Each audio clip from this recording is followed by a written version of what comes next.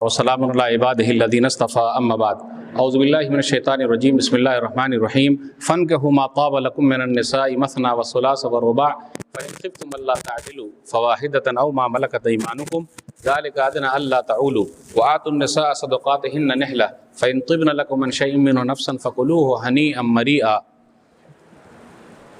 मोहतरम सामीन कराम, बुज़ुर्गों, दोस्तों, साथियों, ख़वातीन इस्लाम और प्यारे बच्चों, मैंने सूरह निसा सूरह नंबर 4 की 2 आयतें 3 और 4 आप लोगों के सामने पढ़ी है।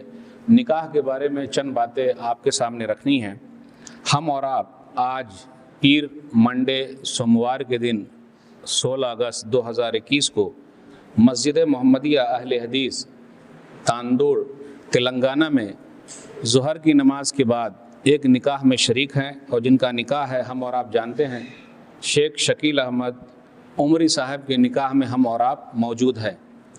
अल्हम्दुलिल्लाह उन्होंने मुझे दावत दी कि मैं आपके सामने कुछ निकाह के बारे में बात रखूं, तो ये निकाह की मजलिस मुबारक मजलिस है। चंद बातें मैं आपके सामने रखूंगा।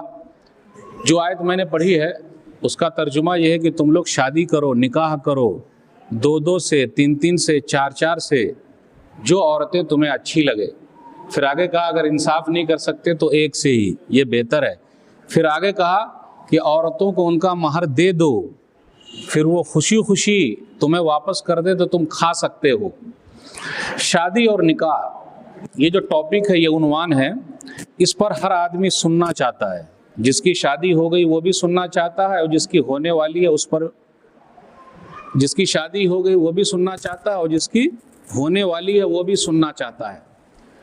आज अपने यहाँ शादी मुश्किल है, ज़िना जो है वो आसान है। उम्र लंबी हो रही है, शादी हो ही नहीं रही है। तो अपने यहाँ बड़े मसाइल हैं। मैं एक जुमला अक्सर कहता हूँ, दान दहेज का जो मसला अपने यहाँ, जिसके पास घर नहीं है वो जहेज मांगता है, जिसके पास घर नहीं है वो जहेज मांगता है, और जिसके पास घर है वो जहाज मांगता है। तो मेरे पास तो घर है, तो है ही परेशानी है अपने यहाँ। इसलिए आप देखिएगा बहुत मुश्किल होती जा रही है। बहनें बैठी हुई हैं, हाथ लाल पीले नहीं हुए, फिर कुछ शैतान बीच में आ जाते हैं, तो आप देखिएगा इधर उधर ट्रैक भी चेंज हो जा रहा है। अगर कुरान और हदीस के हिसाब से हम चलें तो निकाह बहुत आसान हो जाए। अल्लाह ने कहा भी 2-2 से, 3-3 से, 4-4 से करो जो औरतें पसंद आए।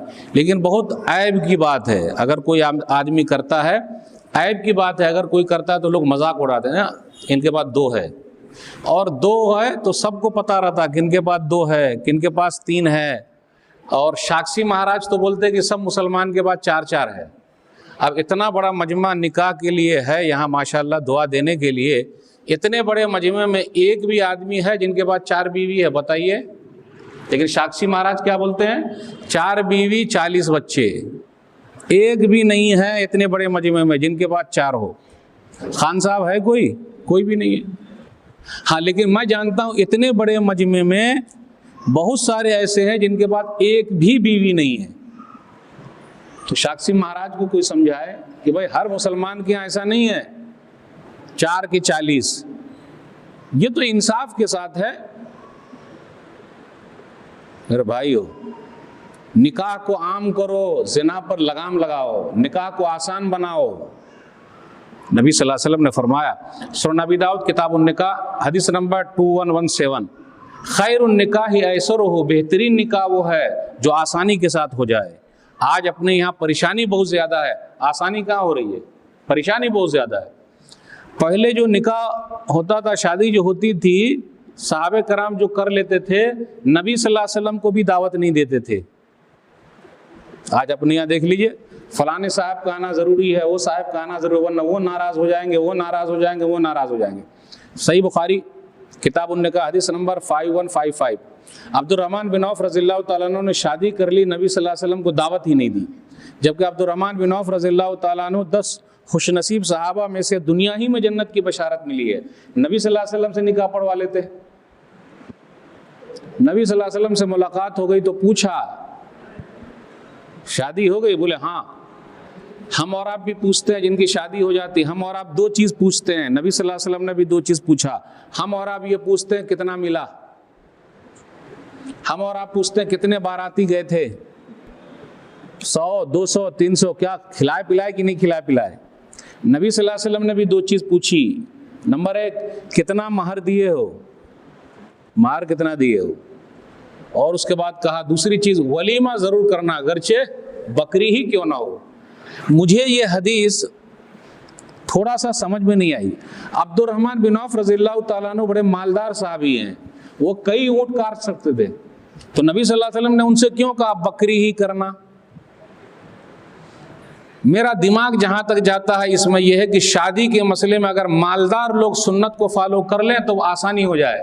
यानी अल्लाह ने दे रखा है लेकिन फिर भी हम और आप दिखाएंगे नहीं, सिंपल सा करेंगे। लेकिन कभी कभी लड़की वाले भी अपनी दौलत दिखाते हैं, हमारे पास है।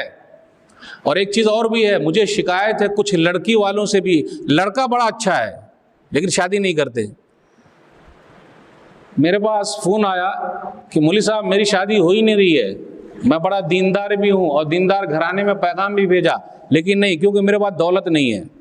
तो मैंने एक वीडियो बनाई कि मेरी शादी 50 साल के बाद होगी। तो कुछ लोगों ने कहा अरे मौलवी साहब आपकी शादी तो हो गई, आपने अपने लिए वीडियो काहे बनाया? अरे भाई हमने अपने लिए नहीं बनाया, हमारे भाई का जो दुख दर्द है वो मैंने बताया। तो लड़की वाले से भी कहता हूँ दीनदार मिल जाए शादी कर लीजिए। और एक बरकत सुना दूँ, पड़ोसी मुल्क का वाक़या है, मुफ्ती अब्दुल सत्तार साहब जानते होंगे नाम, अपनी बेटी नेक लोगों को दीजिए, वो भी मदनी साहब हैं। वाक़या सुन लीजिए इबरत के लिए। उनकी शादी जहाँ सेट हुई महर का मसला आया, तो ये खुद हाफिज साहब थे, तो उनके ससुर जी ने कहा मेरी बेटी 20 पारे की हाफिजा है, महर में ये रहेगा कि जो 10 पारे रह गए हैं आप मेरी बेटी को याद करा देंगे ताकि पूरे कुरान की हाफिजा हो जाए, यही मेरा महरदान है बस। तो उन्होंने कहा यस।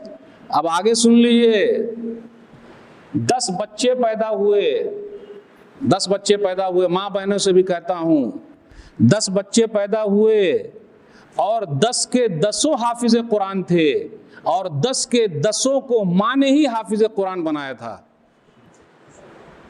अभी बेचारी दुनिया से गुजर गई, मुफ्ती साहब से पूछा गया कि दूसरी शादी कर ले, तो कहा वैसी बीवी ऐसी औरत मिलेगी तो लेकर आइए जिसने कभी मुझसे कपड़ा तक नहीं मांगा, इतनी अल्लाह वाली औरत थी।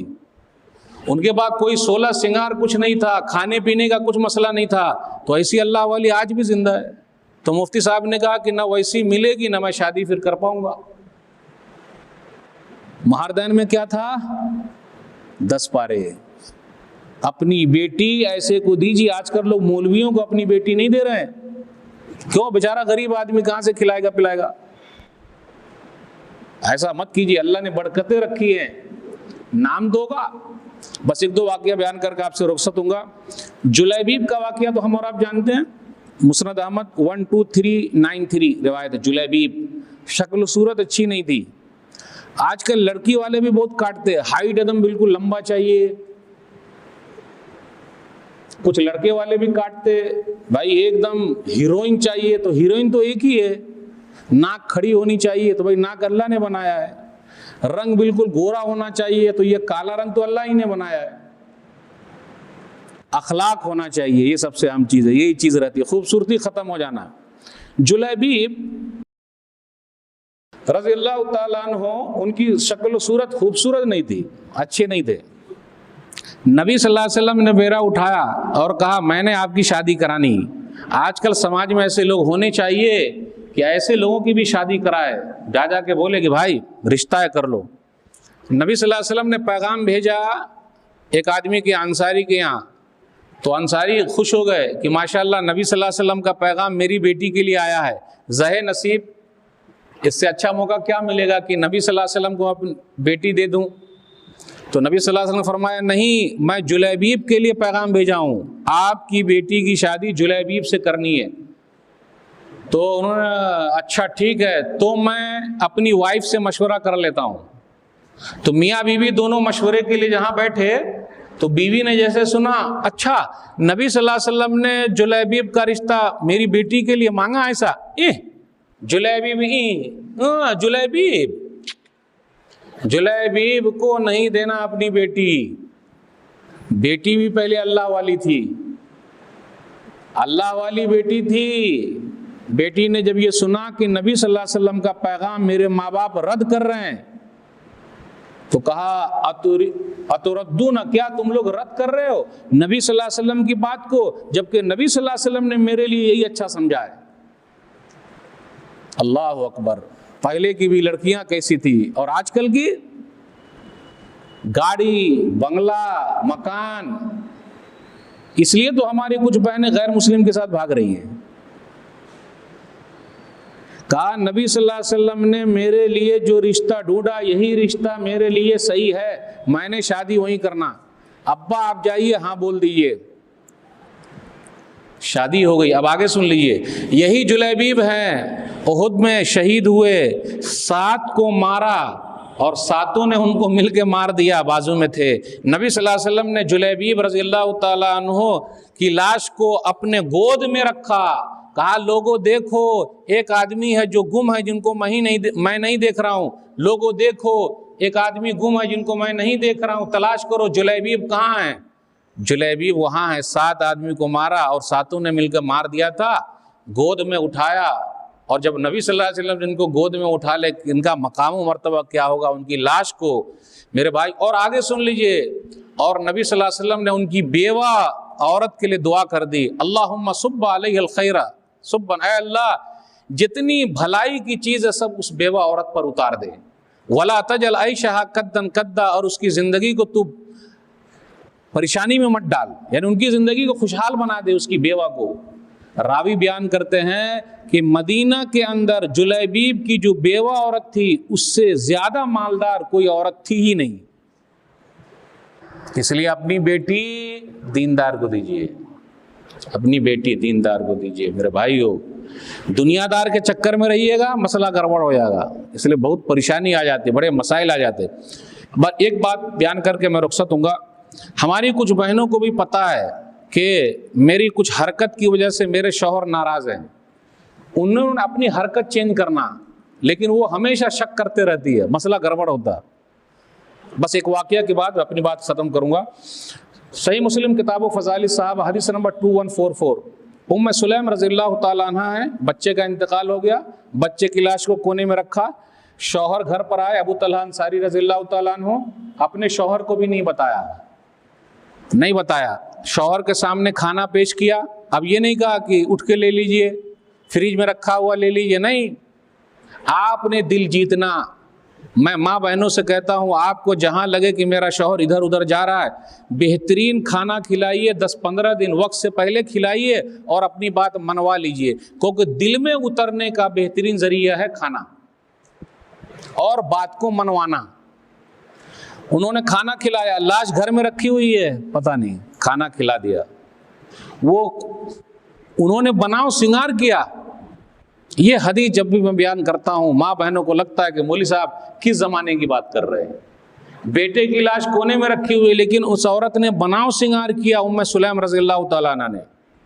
रात में मियाँ बीवी मिले भी। अब बनाव सिंगार की मैं बात करूँ, माशाअल्लाह हमारे घर में 20 जोड़ी कपड़े रखे हुए हैं, लेकिन कहाँ किसी की शादी में पहन के जाएंगे, लेकिन घर के अंदर रहेंगे तो वो प्याज और लहसुन वाला कपड़ा पहन के शौहर के सामने नहीं।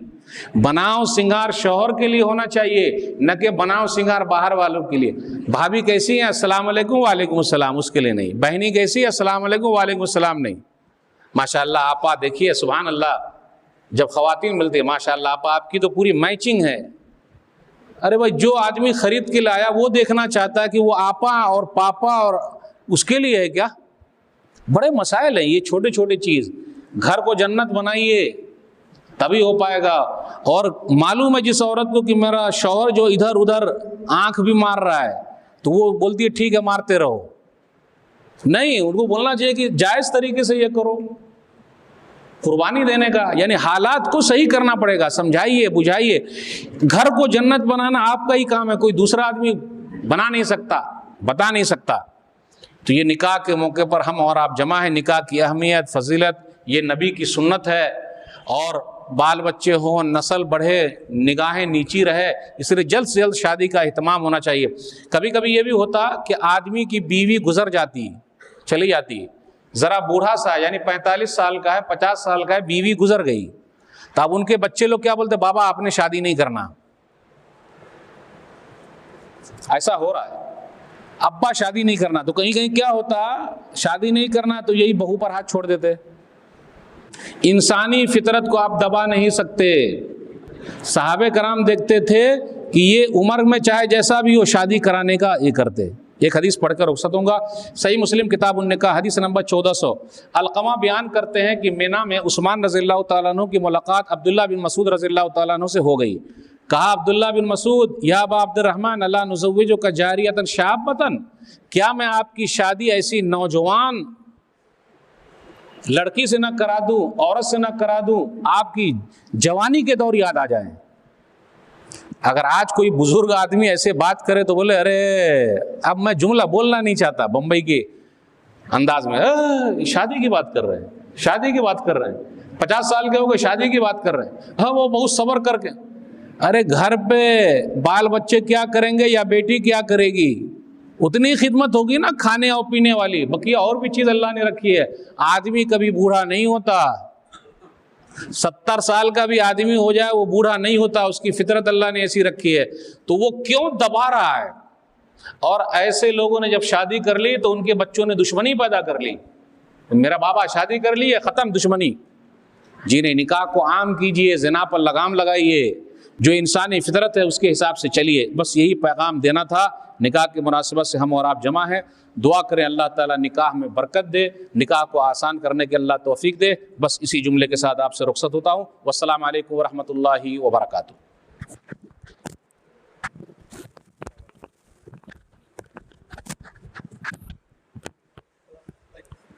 नहीं आप